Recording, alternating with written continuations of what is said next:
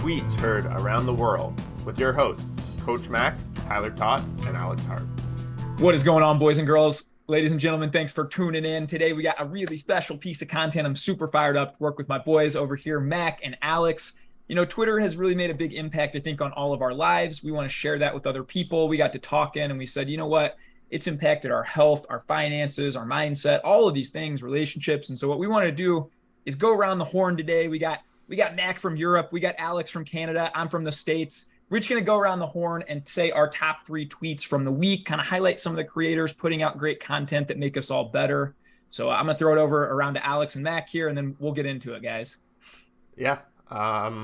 Just want to add too, like, Twitter. It's changed my life. I honestly started just being on Twitter in December myself. Had 50 followers. Wasn't really an ambition of mine to get followers. And just found this side of Twitter where everyone wants to grow and get better and just push each other and positivity. It's been awesome.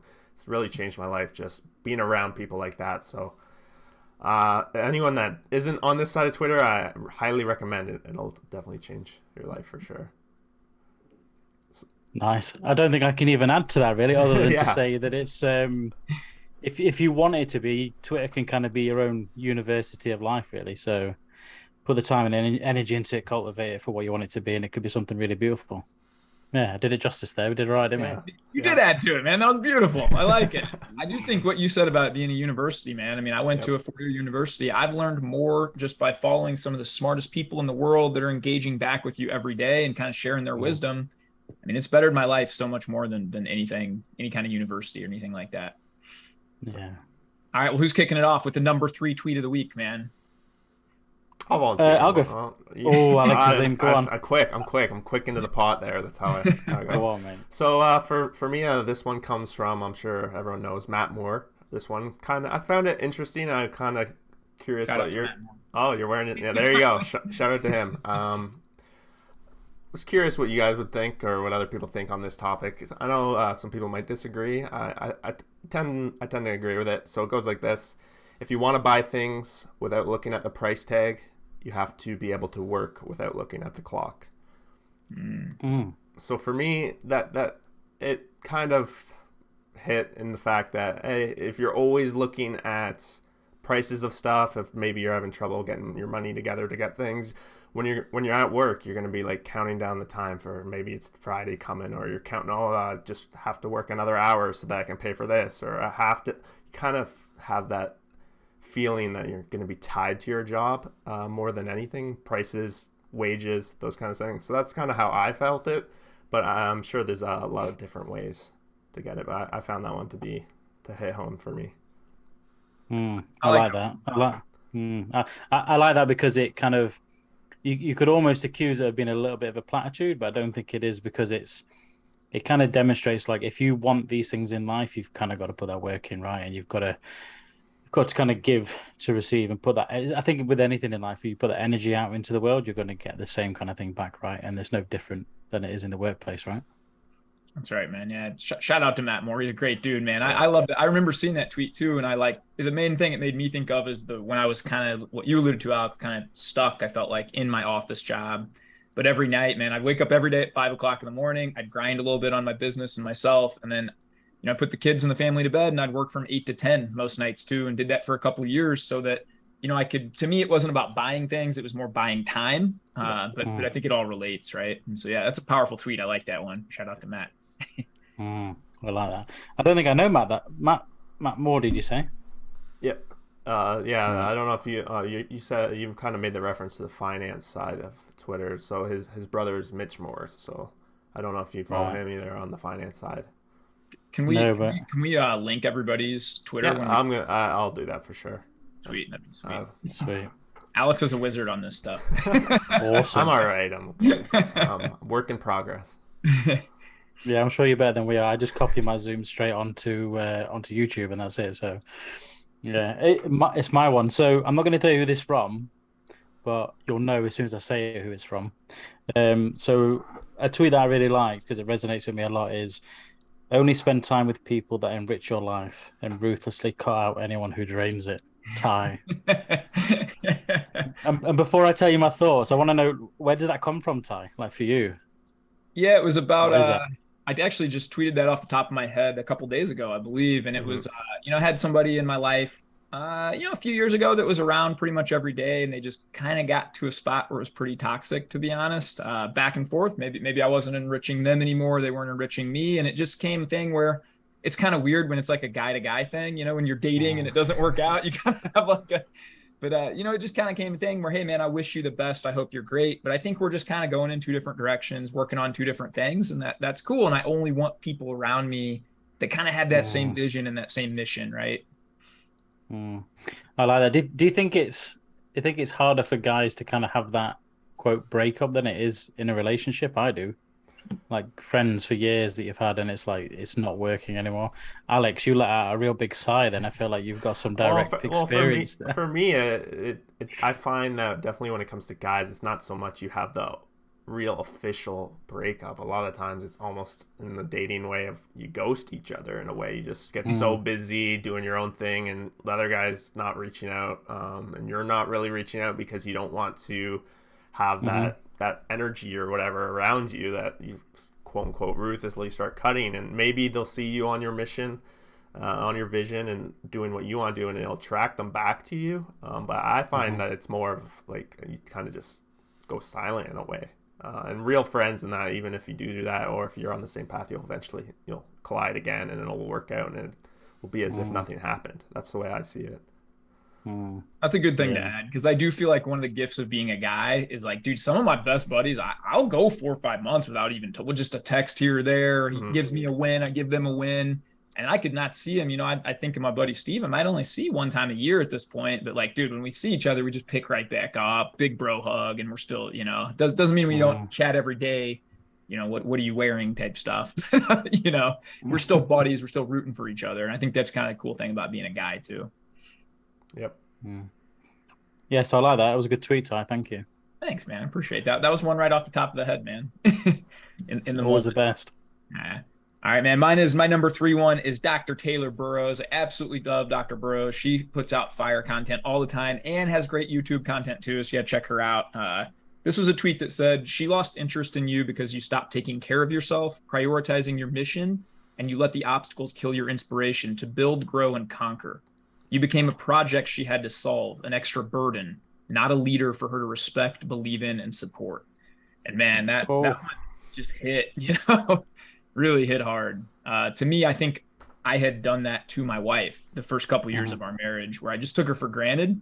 I think it was like having an extra kid, to be honest. She had to make sure that I was sober sometimes when we went out. She had to make sure that, they're just taking care of me instead of me stepping up to the plate, being a leader, helping her with her mission and her helping me with mine. So that one really hit me Mm, hard. yeah. As soon as you were kind of reading it out, I think like the second sentence in, it was like, I think every man can kind of hear that and say, do you know what? I've probably been there at least once, if not many more times. And I think that's probably, you could argue, it's probably the biggest problem married men or men in long-term relationships probably face, right? I would agree. Yeah, Yeah. Oh, definitely. powerful. I like that.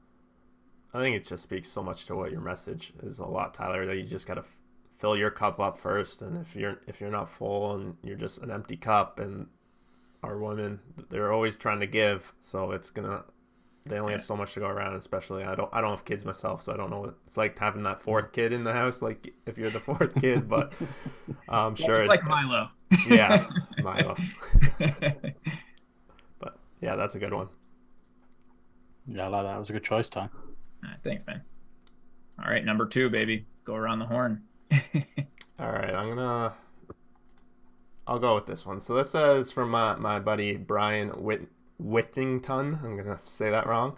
This was an interesting experience, and I don't know if this speaks to the UK as much, but it might. So I'm kind of curious of what your take would have been too.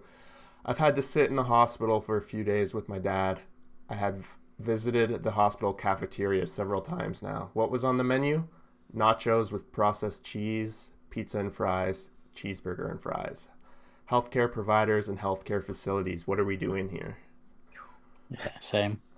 Yeah. So for me, I think like this is we speak about this all a lot, but I think just this visual and coming from Brian, he's an awesome follow if you're looking for stretches, and like he's a trained kinesiologist and does physiotherapy and that stuff. So he gives you all that health advice, and it's just right there in front of us. And it's such a prime example of we can take advice from doctors that are having trouble keeping themselves healthier, and we're in these institutions that are supposed to be front row health and center, and they're just not. So it just really, that visual really spoke out to me, even though I knew it to be fact already. It's just that one really just hit. Yeah, I think with that, you can all too easily kind of just, it's something you don't think about, right? You don't give a shit, right? You just kind of live your life and get on with it. And it's only when, I think, when you're having that point where you've got a family member there that's not well, or you're not well, and you're like, what are we doing, right? It's a bit of a wake-up call, right? Which is what Twitter is great for, really. Yeah. I think this kind of the purpose of what we're doing here is like highlighting. It's a great platform for people to share really powerful messages, right?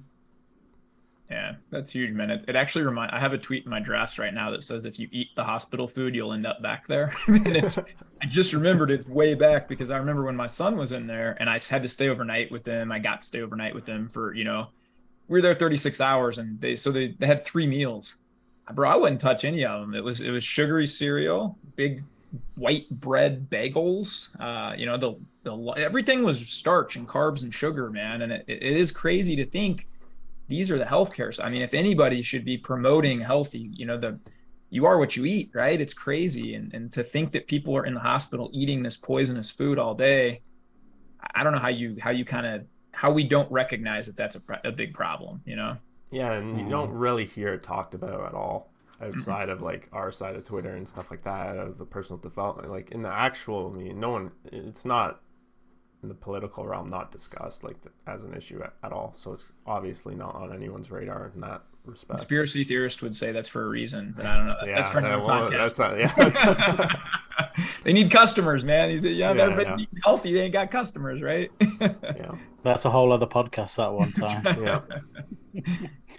Oh, that was good. I like that. I'm going to share mine. So I'm going to butcher the name, but this is something I come across through a podcast a while back called Salome Siboney or Sibonex, and we'll tag her in here. So she's quite a disruptive thinker, which I really, really like on Twitter. So I'm going to read this out, and this is quite controversial, so this might get a bit of hate, but it says, the only feminism I'm interested in is one that helps women become better, truer versions of themselves, who can uplift others and form fulfilling connections with men who do the same.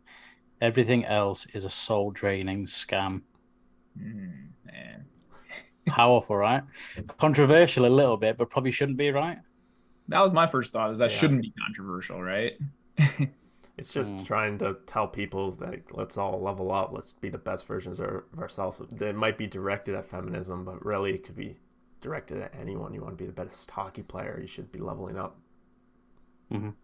I think what hit for me was there's a lot, especially in the space we operate in, there's a lot of hate towards the idea of feminism, and I'm not against it myself. There's clearly reason for, a feminist movement. There's reason for people doing things that they do and believing in what they do. I just think, like many things, it gets hijacked by people that have their own agenda. So for another woman to kind of throw that comment out, and for a guy to read, it's like, I can get on board with that, and I can kind of understand where you're coming from. And I think a lot of women could read that and say, it's what we want, right? Men and women kind of want the same thing for the most part. Yeah, I think that's a good point, man. I think, feminism, really, like, the definition of being a feminist is you just think that, like, my daughter should get the same opportunities as your son, which I think every human, unless you're real weird on that one, that alpha, like, red pill type or whatever, black pill type Twitter, I think 98%, 99% of people agree with that, right? But then I do think, as the pendulum has swung, you've kind of seen these people that have their own interests and kind of hijacking that movement. And so it does. But I like that because it paints a clear picture of, hey, wouldn't it be great if just every feminist, every person, really, as you alluded to, Alex, just kind of moved towards that, Mm-hmm. Yeah. So that was my number 2. That was a bit controversial, but I love that one. She's a great follow, man. She's a really great follow too. Yeah, she's cool. Do you follow her already? Yeah. Yeah, for a while too, actually. Yeah, she's cool. I'm trying to get her on my podcast, but she's busy, mate. So we'll get her eventually. Hopefully, this helps. Yeah. All right, man. My number 2 comes from a champion here. I might recognize it here in a minute. You can't compete with me because I want you to win too. One person's success does not take away from yours. That's from my brother Alex down here, man. And Hell when, yeah. when that one fired out, man, that one just hit me as well, Mm. too, because I've never really understood that mindset. Even when I wasn't into self improvement and I wasn't really my best version, I always wanted my friends to do well. I always wanted everybody around me to do well because I understood that doesn't mean I'm not. It's actually a better, like, if Alex makes $1 billion and has 1 billion YouTube subs, who's that going to benefit a lot? Me. I can learn from him. He's my buddy, like I've never understood that mindset of like not wanting other people to do better. I want all my friends to do better than me in everything I do, because then that's going to level me up too, and I want to cheer for them and celebrate their wins. But that one just hit because I have had a couple people in my life who are definitely not like that, and so that one was really powerful, man. Yeah, I really like that. I didn't see that on the algorithm. I need to have a word with Twitter really and get that on the algorithm so I can see it. But I really like that because I think if you fall into that category, you're using self-development as a cope and you're not allowing it to actually be something that is genuinely developing yourself as a person. Right? And we've touched on that briefly on the podcast you and I did, Ty, I think, about the frustration that people can sometimes get when they feel like they're leveling up and they look at other people. It's like, well, you still need to kind of look within a little bit and say, well, why do I feel this way? Why do I have these feelings about other people, right? Yeah, that's right, man. Yeah, I like that one, man. That's Yeah, good. for me, the real inspiration was that again, all this time people think for some reason life's like a zero-sum game. For somebody to win, somebody has to lose, and I come from poker, like that is a zero-sum game, like. So it just wanted to kind of reiterate how much abundance is really out there, and really let's just all grow that pie bigger, and then our slice gets bigger, right? So Yeah, you mentioned poker too, man. I think that's why it hit me so hard because yeah, I've been professional poker for 10 years, and in fact, when my Zach Hommel was my first coach, and I booked a call with him, and I remember when he was teaching me how to be a coach, I said to him, "Why would you want to do this, man? You're creating, like someday somebody might hire me instead of you." And he's like, "Nah, man." He's like, "Dude, we're just building a bigger thing. Like we have 4 billion potential clients. I hope you get hundreds of them, like." Mhm. And that really changed my mindset around to it. But I think your tweet just locked in on that. It was really, really well said, man. thanks. All right, for I got this one as my top one, I guess. If you can't sit quietly, sleep peacefully, dance uncaringly, love unconditionally, or create wholeheartedly, you aren't free. No matter what your work title, bank account, or social media feed might otherwise suggest. Oh, Who's who's that? So that was our boy Matt Hogan.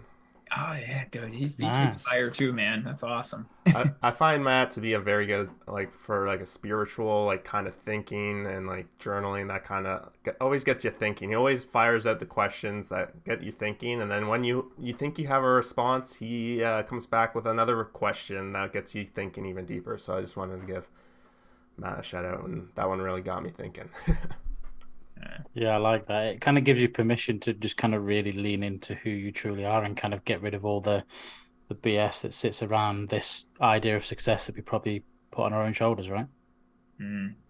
That's Yeah, so I true, like that. man. Not being successful in other people's eyes. That's huge, man. And I've recently got an opportunity to coach a guy who was a billionaire. And it reminds me of that. Like he still was working 13, 14 hours a day. He didn't want to be, he's still like, and it's like, I remember like hanging up the phone being like, I'm way more free. He can go buy stuff that I can't, but man, I can do things that and I think that's what we should all, if we're really honest with ourselves, that's what we all really want, is exactly what's in that tweet, to be able to use the gifts and the talents and the time to be around the people and do the things we want, right? That's a true gift.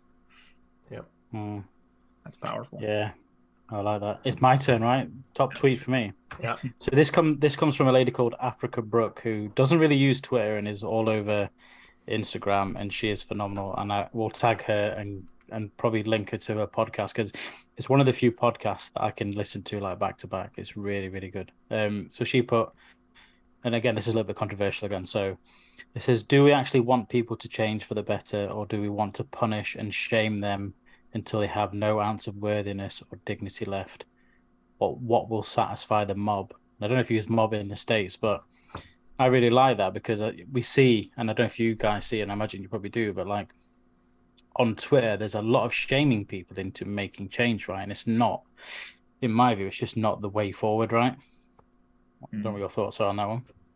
Yeah, man. I the first thing I truly think of is faith for that. I see a lot of in the faith community, kind of like, hey, we have this cool club over here, but you're not welcome until you do XYZ, right? And I think it's so important to meet everybody where they are, man, and just to understand, hey, man, I say so. I don't care if you weigh 600 pounds. I don't care if you weigh 60. I don't care, man. Just start today. Take the first step back. I'll be there to encourage you the whole time. And I think if we all kind of went about life with that kind of attitude of just meeting people where they are, we all struggle, man. I mean, it's, people see highlights of us on social media and things like that, but day to day, everybody has challenges. Everybody struggles with things. And so just meeting people where they are, realizing we're all humans. Nobody's been through this before. We're just trying to figure it out as we go, and just a lot more empathy, a lot more grace, meeting people where they are. And I think if we just tried to lift others up instead of shaming them down, what a different world and society that would be, man.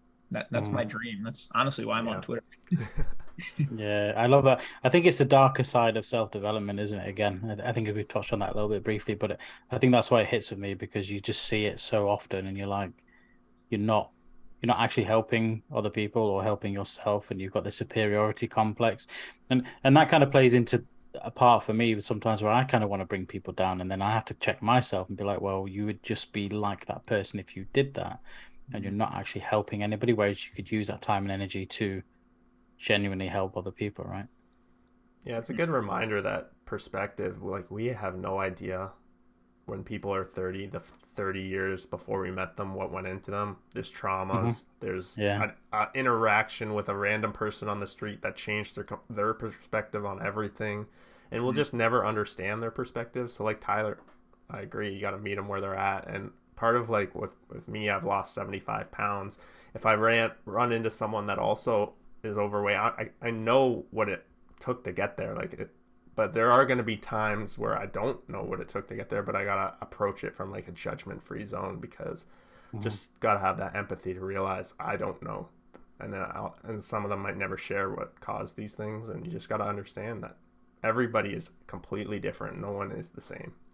Yeah, you mentioned the dark side of self-improvement. It kind of hit me. I've never thought about this, to be honest, but I can remember when I first started getting into really good shape, and I might even look at people and I didn't outwardly say it, but I know I internally thought, how could they be eating that? Look at that, and I was a little judgmental on that stuff, when I was first getting into it. And I think as you sort of journey along, you develop more of a sense of empathy and love and grace, and then you just want people to come along with you. You don't want to judge them if you kind of keep going. But that kind of pulled at my heart a little bit, because I kind of remember those early days of thinking that kind of stuff, I think we're all guilty of it, though. And that's the point, is when you go on that journey, you start to feel better, but there's still that, that deep insecurity within you from, either childhood trauma or life experience, or like Alex said, all these interactions you have can kind of then generate that kind of not even conscious feeling, isn't it? Of just like, you look at somebody and judge them without even thinking, and then you catch yourself and you're like,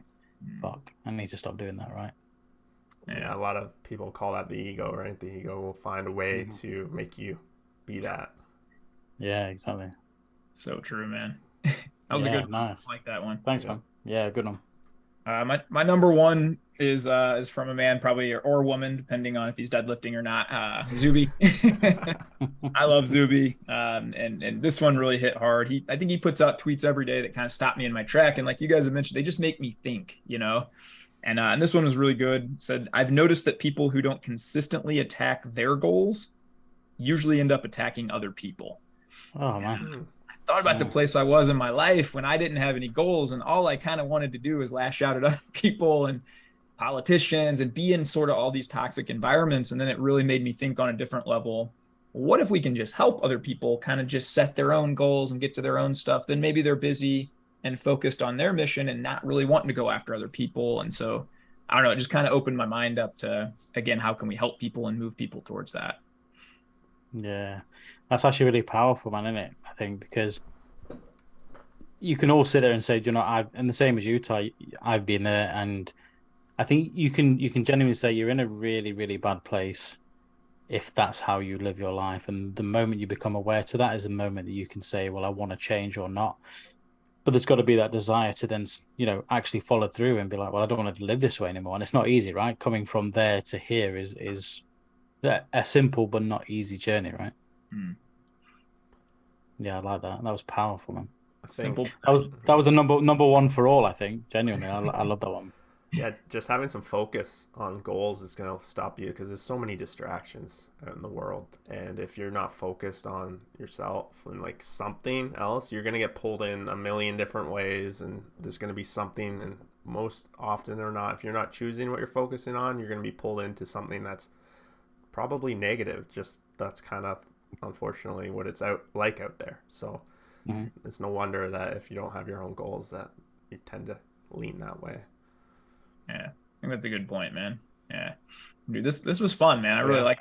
Yeah, this was cool. We got 9 tweets. I feel like we should have a guest come in and do like their top tweets. We have the top 10 or something, like that for next time or something. Yeah. But this was super fun, man. I appreciate it. Yeah, thanks for having me. Yeah, I like that, man. Yeah, we'll see how it plans out, eh?